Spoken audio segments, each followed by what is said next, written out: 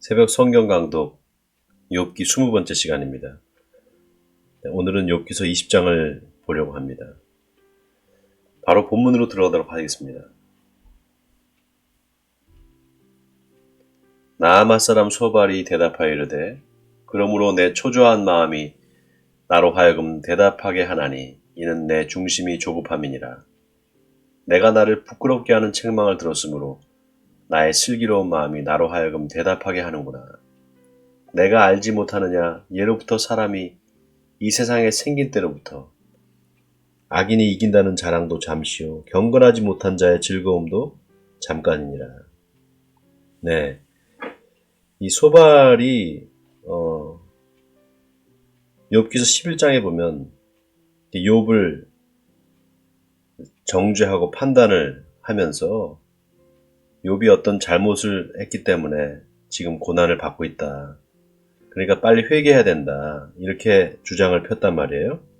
근데 오늘 이 20장의 소발의 두 번째 변론에도 역시 소발이 그 욥을 이제 판단하고 정죄하고 있습니다.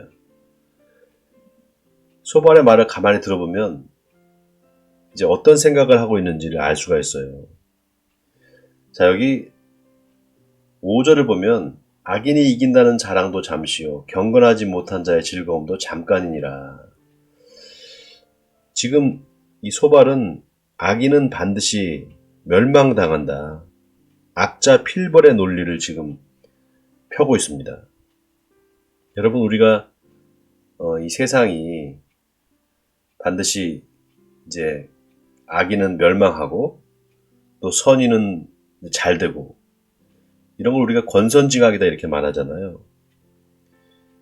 그 지금 소발의 마음속에는 그 사상이 있는 거예요. 권선징악적 사상이. 그리고 악자 필벌의 그 사상이 있는 겁니다.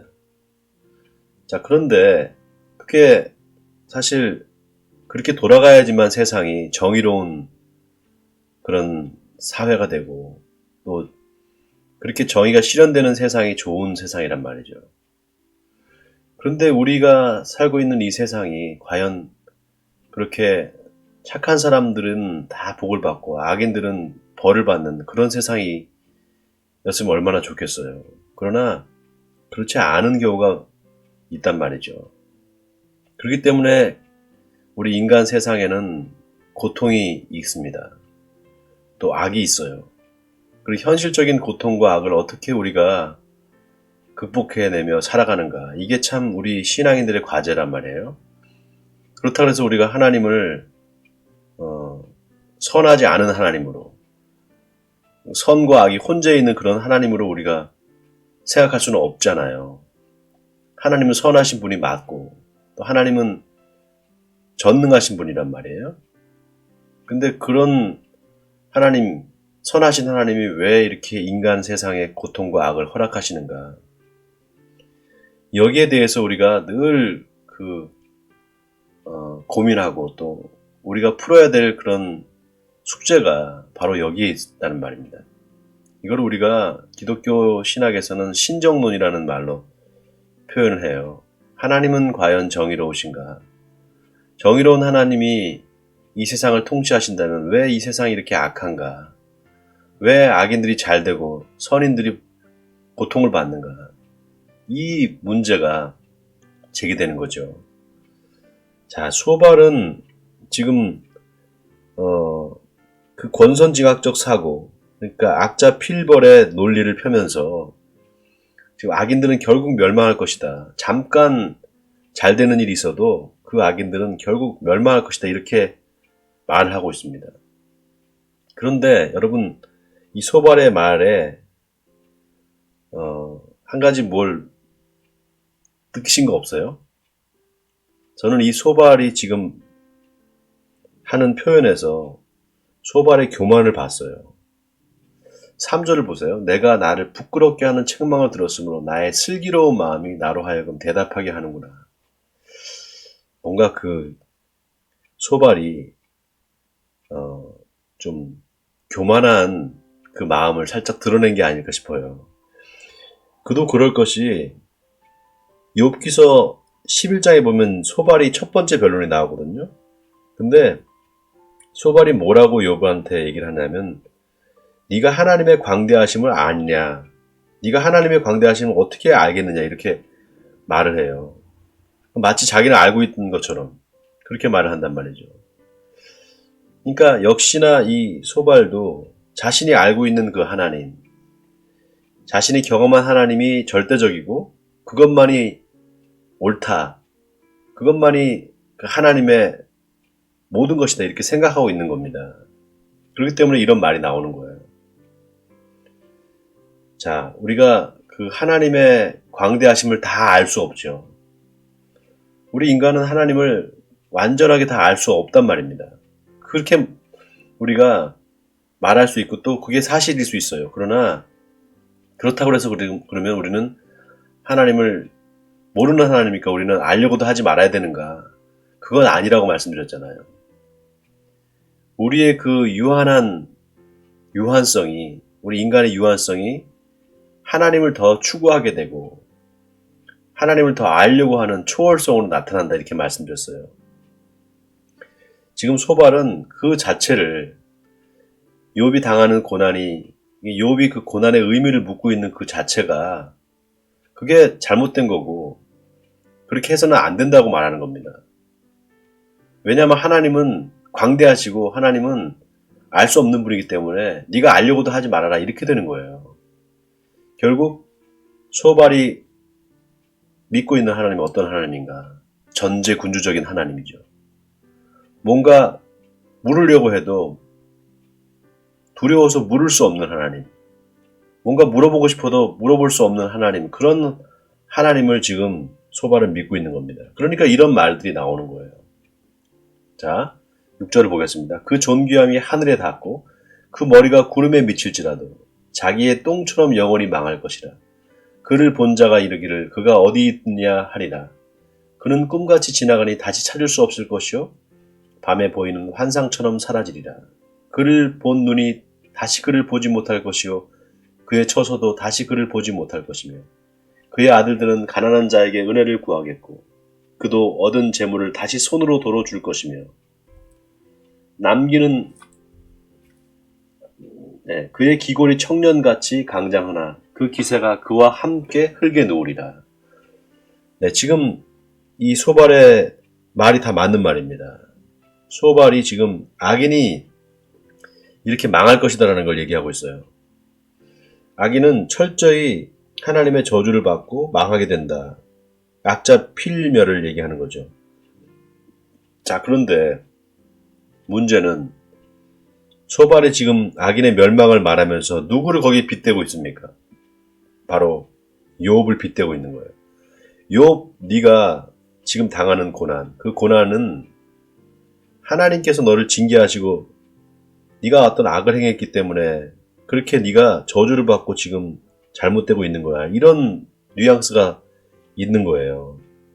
그러니까 이게 더 욥을 화나게 만들겠죠. 더 욥에게 상처를 준단 말입니다. 자, 12절 읽겠습니다. 그는 비록 악을 달게 여겨 혀 밑에 감추며 아껴서 버리지 아니하고 입천장에 물고 있을지라도 그의 음식이 창자 속에서 변하며 뱃속에서 독사의 쓸개가 되느니라. 그가 재물을 삼켰을지라도 토할 것은 하나님이 그의 배에서 도로 나오게 하심이니 그는 독사의 독을 빨며 뱀의 혀에 죽을 것이라. 그는 강 곧 꿀과 엉긴 젖이 흐르는 강을 보지 못할 것이요 수고하여 얻은 것을 삼키지 못하고 돌려주며 매매하여 얻은 재물로 즐거움을 삼지 못하리니 이는 그가 가난한 자를 학대하고 버렸으며 자기가 세우지 않은 집을 빼앗음이니라. 그는 마음의 평안을 알지 못하니 그가 기뻐하는 것을 하나도 보존하지 못하겠고 남기는 것이 없이 모두 먹으니 그런즉 그 행복이 오래가지 못할 것이라.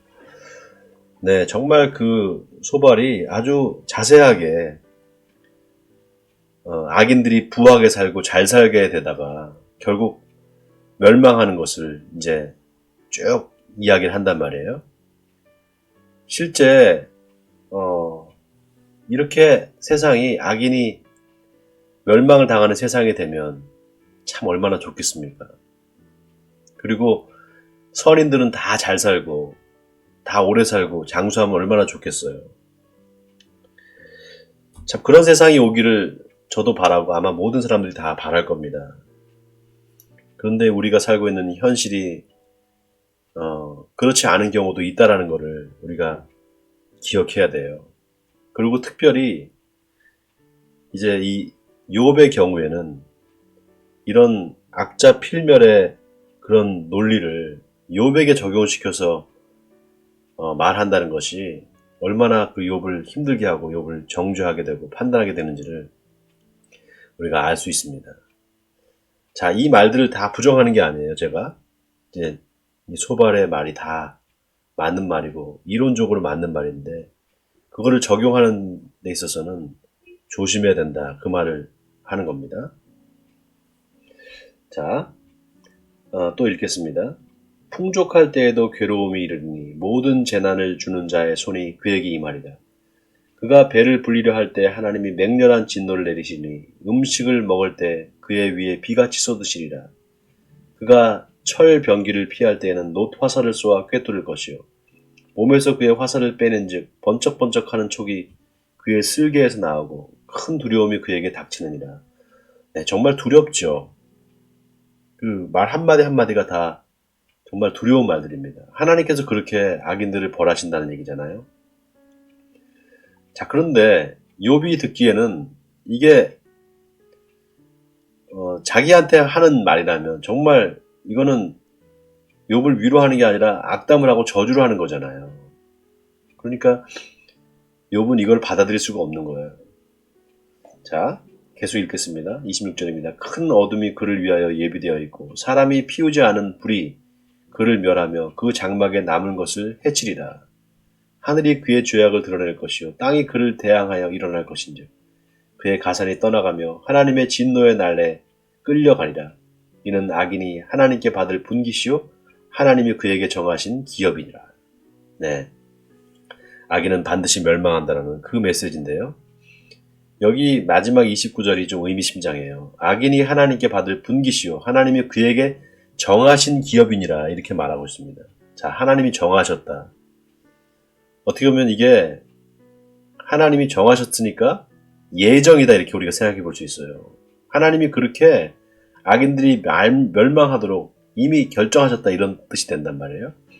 여러분 우리가 기독교에 예정론이라는 게 있어요. 장로교 교리에 이제 이중예정설이라는 게 있단 말이에요. 여러분 아마 들어보셨을 겁니다. 이중예정. 그러니까 이중으로 하나님께서 예정을 하셨다는 건데 어떻게 예정하셨느냐. 영원히 그 은혜를 받고 선택을 받아서 영원히 복을 누릴 사람, 그러니까 하나님의 선택한 백성, 그렇게 하나님께서 선택하신 그런 예정이 있고요. 또 하나는 버려버리고 하나님이 유기한 백성이 있다는 거예요. 그래서 이 선택과 유기 두 가지를 합쳐서 이중 예정이다 이렇게 말합니다. 근데 여러분 그 교리가 어떻게 보면은 선택받은 사람들한테는 굉장한 그 위로가 되는 그런 교리가 되잖아요. 그런 말씀이죠. 그러나 선택받지 못한, 그러니까 영원 전에 이미 선택을 하셨다고 하니까 선택받지 못한 사람들한테는 굉장한 저주잖아요. 예. 그러면서 장로교 교리에 입각해서 이제 그걸 설명해내는 일부 목사님들을 보면 가인과 아벨 이야기를 하고 또 이제 야곱과 에서 얘기를 해요. 하나님께서 그 리브가가 이제 쌍둥이를 뵈는데 뱃속에서부터 싸우는 거예요. 야곱과 에서가 이제 뱃속에부터 싸우는 거죠. 근데 하나님께서 뭐라고 말씀하시는가 하면 네 뱃속에 네 태중에 두 국민이 있구나. 그러나 큰 자가 작은 자를 섬기리라 이렇게 말했단 말이에요. 그리고 뭐라고 말하는가 하면 아직 태어나기도 전에 아직 아무것도 알지도 못하는 그런 상황 속에서 이미 하나님께서 정하셨다. 이제 그런 말씀이 성경에 나와요. 그게 이제 어떻게 보면 예정서를 그 장로의 예정서를 뒷받침하는 그런 성경 구절인데 여러분 그 성경 구절은 어떻게 해석하느냐에 따라서 굉장히 달라집니다. 어떻게 해석하느냐에 따라서 굉장히 달라져요. 관점이 달라져요. 하나님께서 그 야곱과 에서의 그 이야기를 통해서 하나님께서 말씀하시고자 하시는 것은 뭐냐? 그 야곱의 씨, 바로 이스라엘이죠.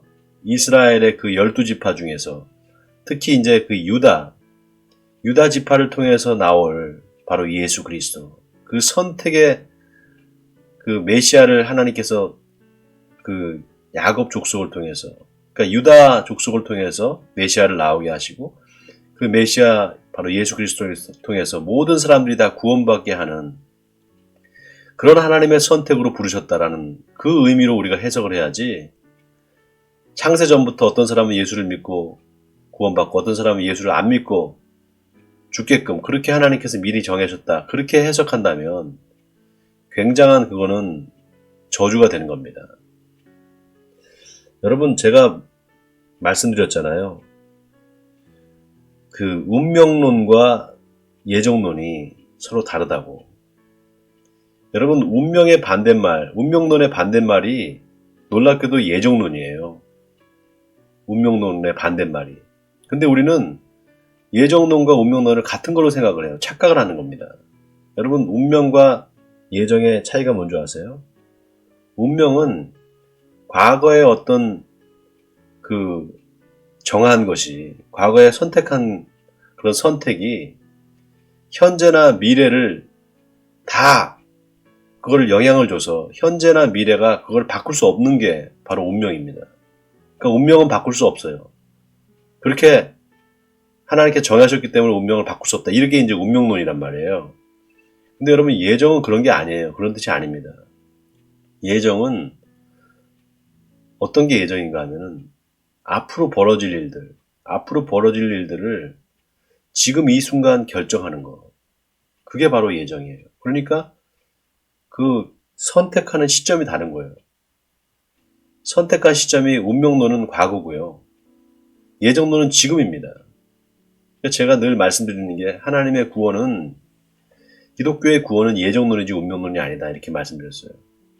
지금 이 소발의 말을 들어보면 악인이 그렇게, 물론 악인 그 자체를 하나님께서 그렇게 정하신 게 맞아요. 악인은 반드시 심판을 받고 지옥에 가게 되어 있습니다. 그런데 누가 악인이냐 말이에요. 누가 그 악인을 미리 정해놨나? 말이 안 되는 얘기죠. 그 사람의 삶의 모습이 자꾸 악인의 삶을 살고, 어떤 사람은 그 삶의 모습이 의인의 삶을 산단 말이에요. 근데 여러분, 악인이 회개를 하고 죄인이 회개를 하고 의인이 될 수도 있고요.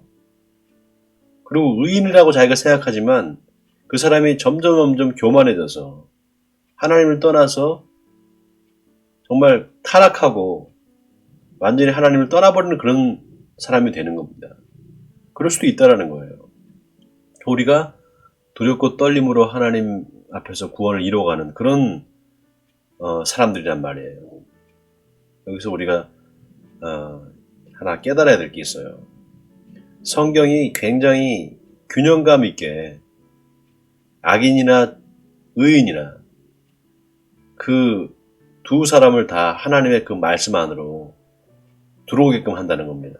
그리고 회개하게 한다는 거예요. 의인은 어떤 사람이 의인이냐? 회개하는 사람이 의인이에요. 악인은 어떤 사람이 악인이냐? 회개하지 않는 사람이 악인입니다. 우리가 다 죄를 지을 수 있어요. 그러나 하나님이 보시기에 어떤 사람이 의인이냐?